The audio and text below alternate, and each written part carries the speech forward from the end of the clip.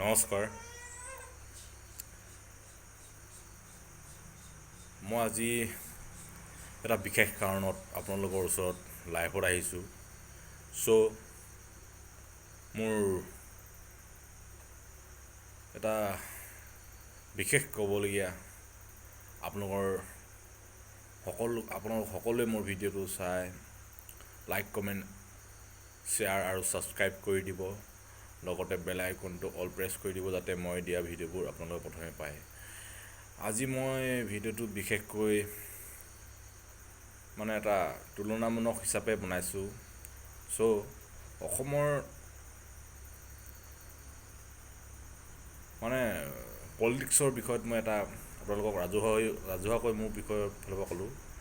পলিটিক্সত কি অকল টকা নেকি? অকল টকাৰ খেল? পলিটিকেল ৰাজনৈতিক বুলি ক'লেই যে ইমান ক্ষমতা, ইমান দাদাগিৰি, গুণ্ডাগিৰি, মাফিয়াগিৰি দেখায়। পলিটিক্সত ইমানেই এনেকুৱা ধৰণৰ আছে যে মানুহজন মান সন্মান, মানুহজন পলিটিক্সত থাকিলে মান সন্মানো পায়, সকলোখিনিয়ে পায়। পলিটিক্সৰ কিছুমান ৰাজনৈতিক নেতাবিলাকে, MLA বিলাকে 1.5 লাখ নে 2 লাখ দৰমহা পাই শুনিছোঁ। মন্ত্ৰীবিলাকে 3 লাখ 4 লাখ দৰমহা পাই শুনিছোঁ। IAS অফিচাৰকেইটা কিয় নাপায়? আৰু সাধাৰণ এজন চৰকাৰ কোনে বনাইছে? আমি বনাইছোঁ, জনসাধাৰণে, নিৰীহ জনসাধাৰণে খাটি খোৱা আজি মানুহে চৰকাৰখন হেৰি কৰিছে। আৰু ফাইদা কোনে উঠাইছে? সিহঁতি। MLA এজনৰ দৰমহা আজি 2-3 লাখ টকা, আৰু মুখ্যমন্ত্ৰী এজনৰ দৰমহা 4-5 লাখ টকা। সেইবোৰ বিষয়ে অসমৰ সকলো ৰাইজে বুজি পোৱা উচিত, জনা উচিত, বিবেচনা কৰা উচিত। মই এই সময়খিনিতে কথাটো মনত পৰিলে ঘপকৈ ভিডিঅ'টো বনালোঁ। সৰু সাধাৰণ কিছুমান অফিচিয়েলিবিলাকত তেনে নগণ্য দৰমহাবোৰ দিয়া হয়।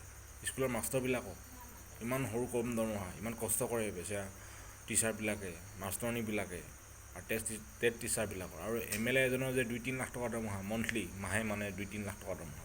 মুখ্যমন্ত্ৰী এজনৰতো বাদেই, 3-4 লাখ টকা মন্থলি পে'মেণ্ট হয়। বছৰেকত সিহঁতি 5-6 কোটি টকা বা 10 কোটি টকা হেৰি কৰি লয়। আৰু সিমান ধন সম্পত্তি হেৰি কৰি অধিকাৰ কোনে দিছে অসমৰ যিকোনো ৰাজনৈতিক নেতাবিলাকক? ৰাইজৰ প্ৰতিনিধি হৈ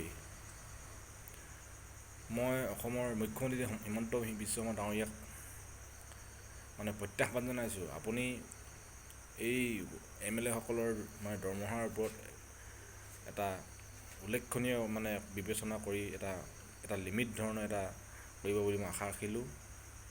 অসমৰ সদৌতি ৰাইজে এইবোৰ কথাত বুজি পাওক, গুৰুত্ব দিয়ক, গুৰুত্ব সহকাৰে কথাবিলাক বুজি পাওক।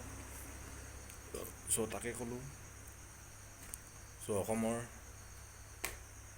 ৰাজনৈতিক ক্ষেত্ৰখনৰ বিষয়ে কিন্তু বহুত এটা হাঁহি মধুসূদন এটা বৰ আশ্চৰ্য হাঁহি উঠে।